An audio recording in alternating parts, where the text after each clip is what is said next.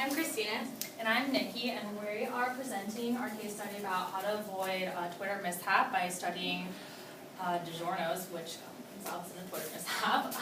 So to give a little background on this situation, on September 8th, 2014, TMZ released a video of Ray Rice, who's an NFL player, essentially beating up his then fiancee, Janae Palmer, in an elevator, and she became unconscious, and he dragged her body out of the elevator, did God knows what. So after this video was released, everyone was obviously outraged, and people were starting to say, like, why? Because she eventually married him, and was like, why is she with him? Why would you be with someone who does this to you? And so after the video was released, a woman named Beverly Gooden started the hashtag WhyIStayed to highlight the reality of domestic violence. And as you can see from our statistics, domestic violence is something that really does affect more people than we would like to admit.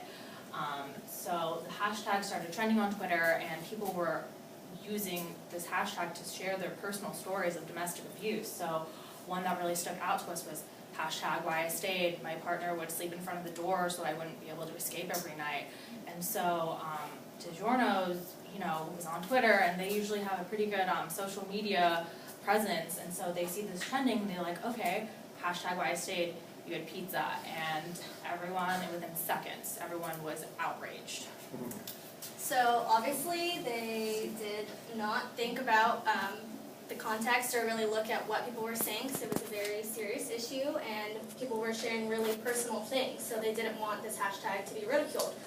They realized the mistake really quickly in a couple seconds, because obviously people were replying to their tweet and saying how angry they were.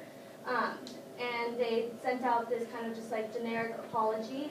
A million apologies did not read what the hashtag was about before posting. But beyond that, they ended up taking the kind of hard route and ended up responding to every single person who tweeted at them. One of the tweets was from PRSA Pittsburgh, which said, always investigate the hashtag before joining the trend. Looking at you, DiGiorno Pizza, hashtag fail. And someone else added to that, corporate social media strategy. Tweet something stupid, get attention, feign ignorance, apologize, and get more attention. Hashtag not a mistake. So people were obviously saying some really mean things, but DiGiorno replied to both of them saying, we assure you the apologies are not feigned. We are extremely sorry this happened, and felt people deserved to know that. So they ended up responding to 224 users with things not the same as their generic apology tweet, and they were really sincere. So even though it was a huge mistake, they did end up taking the high road and really following through with everything and making sure they took care of it.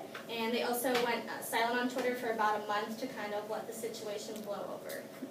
And then the theory we used for this case is the social exchange theory, which essentially means that individuals, or in our case a brand, will weigh the costs and benefits of an action before they choose to do it. And if the consequences outweigh the benefits, it's best not to do it.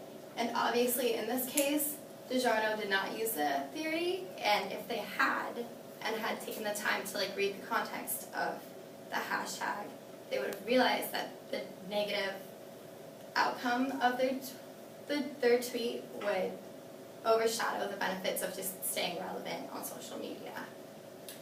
And some of our recommendations, we really did think they did a good job. They responded personally to all the tweets and stuff, but we kind of just think maybe they should have just analyzed what the hashtag was about. Simple click on your phone, seeing what's it about. It's that simple. So we feel like it's not necessary to hijack hashtags just to stay relevant, and just basically check the context of hashtags. It's not that hard. So, but we overall felt like they handled it really well.